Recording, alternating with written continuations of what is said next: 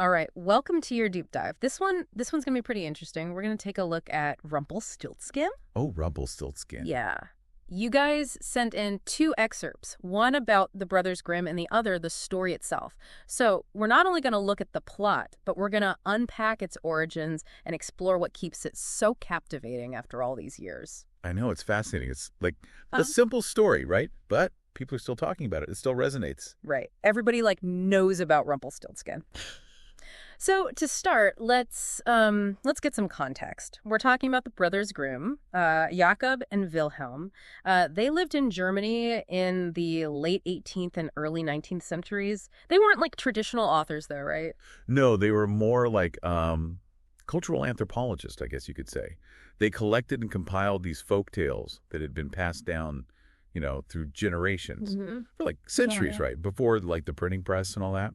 That makes sense. So each time it was retold, it was kind of it absorbed the anxieties and values of the communities that were, telling those stories, right? Exactly. So Rumpelstiltskin is just one piece of this bigger puzzle, right? Their whole collection, children's and household tales, and these weren't just bedtime stories, right? They offered a real window, a glimpse into the beliefs and fears of a specific time and place. Absolutely. So knowing that, Yeah. it really adds, another dimension to our deep dive today. Oh, yeah. So let's jump into the heart of Rumpelstiltskin, okay? We have a miller who's desperate to improve his standing. Yeah. And he boasts to the king, he's like, oh, my daughter can spin straw into gold. Of course. Well, this puts his daughter in a really tough spot. I mean, she's now expected to spin a whole room full of straw into gold, or, who knows what'll happen to her. I mean, what are you going to do? And that's where our little impish friend Rumpelstiltskin comes in. He offers the way out. Right, but at a price. Always a price, Yeah. right? And this whole idea of these bargains, right, but with hidden costs. I think that's one of the big reasons why people are still so interested in this story. I mean, how many times have you seen that in real life? Right. Quick fixes always come with unintended consequences. Exactly. It's just a timeless dilemma. Oh, yeah. And let's not forget all the vivid details. The image of 3 rooms piled high with straw, the spinning wheel, constantly worrying, the daughter's desperation. Right. And Rumpelstiltskin, Oh, yeah. the imp, Mm-hmm. he's obsessed with keeping his name a secret. I think that adds to the story's charm, wouldn't you say? Yeah, it's more than just charm, though, right? I mean, that really points to this huge theme in folklore and mythology, the whole idea of names having power. Right. If you know somebody's true name, you have power over them. It's I don't know, identity theft or your reputation in today's world. Those anxieties, they're real, So the queen, who used to be the miller's daughter, she becomes obsessed with finding out what Rumpelstiltskin's name is to save her child and, break free of his power. Right. So we have this conflict then, right? Yeah. Cleverness versus magic. Right. And the queen, through, being cunning and determined, she outsmarts Rumpelstiltskin. It's a good ending, but I'm curious how much of this is just a good story and how much of it is reflecting the anxieties of the time. That's a great question. Scholars debate this all the time, but think about it. The story was probably going around during some really hard economic times in Europe. Okay. People were really, really aware of the difference between the rich and the poor. Right. The miller wanting to be more important, the daughter trapped by what her father wants, Rumpelstiltskin taking advantage of people who are desperate. Right. It all reflects those anxieties, wouldn't you say? Definitely. And then in the end, the queen, who is just a pawn for her father, she takes control of her own life by outsmarting Rumpelstiltskin. Yeah, it's kind of a hopeful message in a way. Even when things seem really bad, being clever and resilient can win out in the end. It's so interesting to think about all the different ways this story can be interpreted. Yeah, oh, right. And the fact that we're still discussing it after all these years, it really speaks to how powerful it is. Okay, so Rumpelstiltskin. Powerful story, lots of layers of meaning. Now let's think about how it connects with us today. Because it's gone way beyond just being in a book. Oh, yeah. I mean, plays, operas, ballets, films, even video games. It seems like everybody wants to do their own take on Rumpelstiltskin.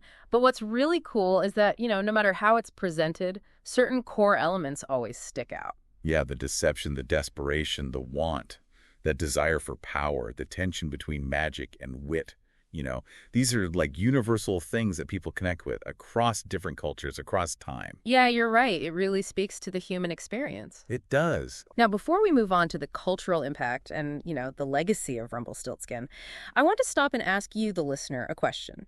What part of the story sticks out to you? What does it make you think of or feel? Keep that in mind as we go forward. But now, let's look at the bigger picture and how Rumpelstiltskin has been reimagined and reinterpreted over time. So, welcome back to our deep dive into Rumpelstiltskin. Before we shift our focus to the cultural impact, I want to go back to something we talked about earlier. These stories, they change over time. Right, like how Rumpelstiltskin was told out loud way before it was ever written down. Exactly.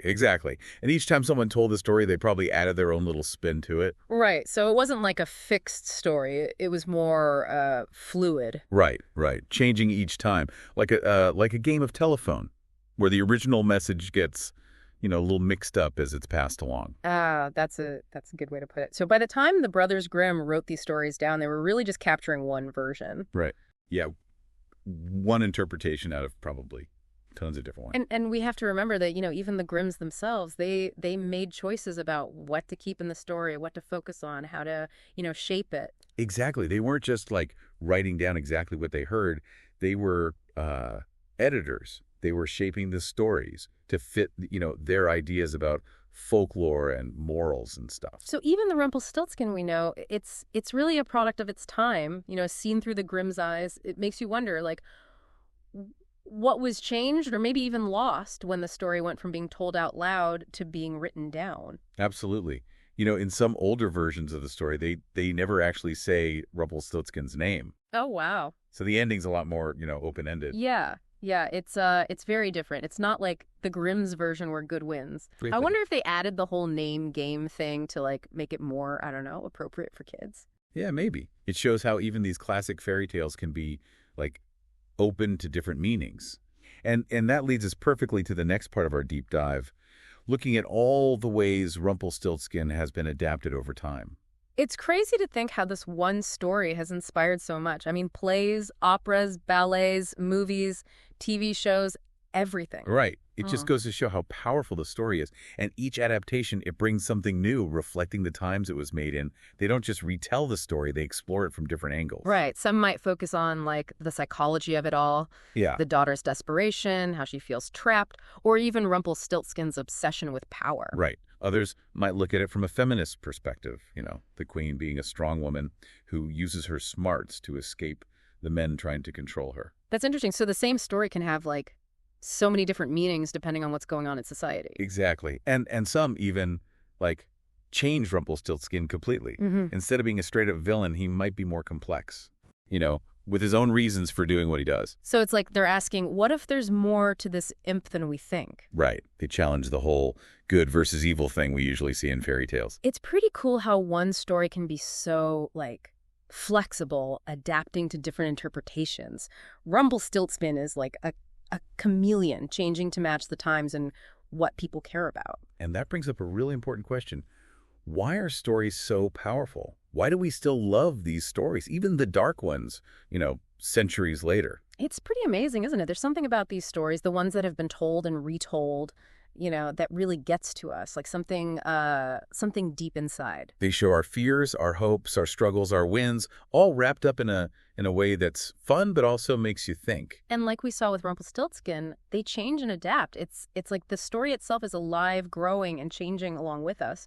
That's a great way to put it. The story is alive. Yeah. And as we go into the last part of our deep dive, we're going to look at what that life might be like in the future. What does it mean that Rumpelstiltskin is still so popular? What does it say about us? And what can we learn from all the different ways it's been reimagined over the years? Okay, so welcome back to the last part of our deep dive on Rumpelstiltskin. We've covered so much, the origins, the adaptations, all these different interpretations. But now I think now it gets really interesting. Now we get to talk about the impact, the lasting impact of this story. Yeah, it's like we've looked at the what and the how, but now we get to explore the why. Like, why does a story about dark magic and making deals with, with basically the devil, Why does that stick with us? Why are we still talking about it like centuries later? What does it tell us about ourselves, about people? It's a question that's been kind of bugging me, honestly. Yeah, it's a good story, right? Suspense, tricks, the race against time, good winning in the end. That's always going to be interesting. But it feels like there's more to it, don't you think? Oh, absolutely. It speaks to some really basic fears, I think. Fear of the unknown, feeling trapped, making a deal with something dangerous. Those are things that, they get to us, even if we've never had to spin straw into gold. And it's not just the fears, right? It's also how it shows our ability to bounce back, our cleverness. The queen, she could have just given up, but she didn't. She was determined to find out that imp's name. That's a really powerful message, I think, especially in a world where it can feel like everything's out of control. It's like a story saying, hey, listen, the world can be a scary place, right? Bad things happen. But you're not powerless. You can think, you can plan, you can outsmart those who are trying to use you. That's a really cool way to look at it. It's not just a fairy tale. It's like a guidebook for how to deal with life. It reminds us that even when things seem impossible, we can still, make choices. We can still do something. Exactly. And that's why it's still so relevant. Today, it's so easy to feel like you're just a cog in a machine, right? Like economics, politics, technology, it's all controlling us. It's easy to feel trapped, like in that room full of straw with no way out. But Rumpelstiltskin, it reminds us that even then, there's still a chance to do something. Yeah. We might not be able to control everything that happens to us, but we can control how we react. We can choose to be clever, to find a creative solution. And sometimes the best thing you can do is think for yourself, question things, look deeper. That's what the queen did, right? She was curious, she wouldn't accept the impossible, and that's how she found out Rumpelstiltskin's name and got her freedom. It reminds us that knowledge is power, and that sometimes just asking questions, wanting to learn, that can be how you unlock your potential and break free from what's holding you back. It's true. And Rumpelstiltskin, in all its different versions, it keeps reminding us of that. It's a story that's been around for so long. Each time someone tells it, it adds a new layer of meaning, a new way to look at what it means to be human in a world that can be, pretty messy and unpredictable. So as we wrap this up, I want to turn it back to you, the listener. We spent all this time talking about the story, the themes, the history, the impact. But what about you? What about your connection to Rumpelstiltskin? We asked earlier what part of the story stuck with you. Now, as we finish up, think about how this story could maybe inspire you or even guide you in your own life. What have you learned from Rumpelstiltskin? Do you see any connections between the challenges the characters face and the challenges you face in your own life?